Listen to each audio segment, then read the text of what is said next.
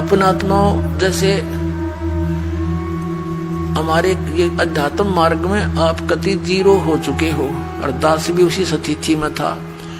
अब दास को सतगुरु मिल गए, कहते पीछे लगा जाऊं था मैं लोक वेद के साथ, रास्ते में सतगुरु मिल गए, दीपक दे दिया हाथ।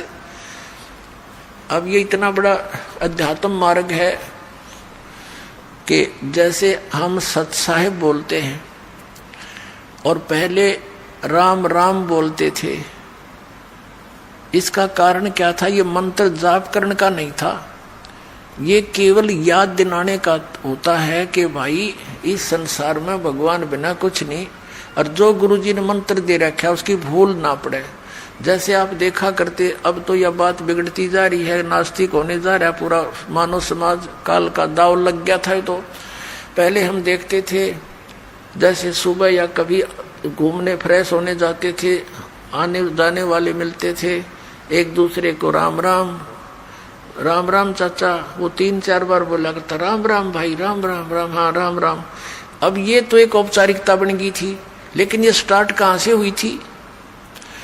ये ऐसे होता है कि ये मंत्र जो गुरुजी देते हैं ये अपने मुख से दूसरे को बोलकर सुनाना नहीं होता, नहीं तो फिर उसको सुनाने से आप उसके गुरु बन गए, आपकी भक्ति नाश होनी शुरू हो जाएगी।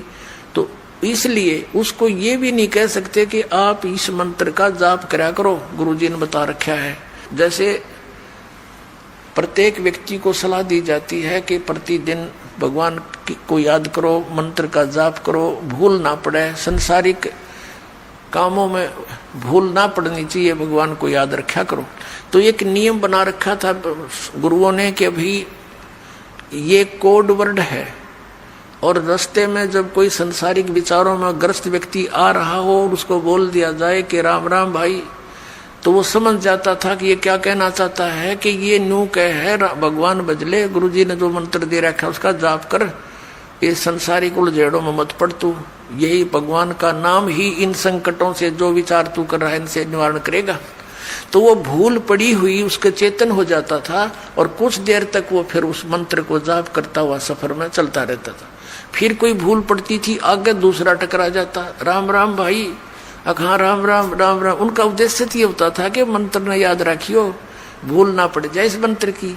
तो पहले राम नाम कोई जाप का नहीं था, केवल ओम नाम देते थे ऋषि, दैट साल, और उसको गुप्त रखना इसलिए अनिवार्य था कि तुम किसी को बताना नहीं तो तुम गुरु बन गए, तुम्हारा फिर काम बिगड़ गया, तुम अधिकारी हो नहीं, दोनों चौड़ चपट।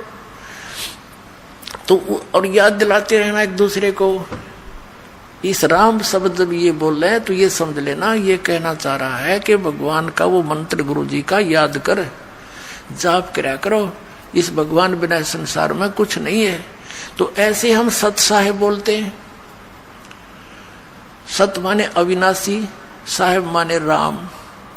अविनाशी राम के हमारा जो परमात्मा है वो अविनाशी राम है, और उसका मंत्र, उसके पाने का ये जो विधि है, इसको याद रखो, भक्ति करा करो, सत साहेब जी, सत साहेब।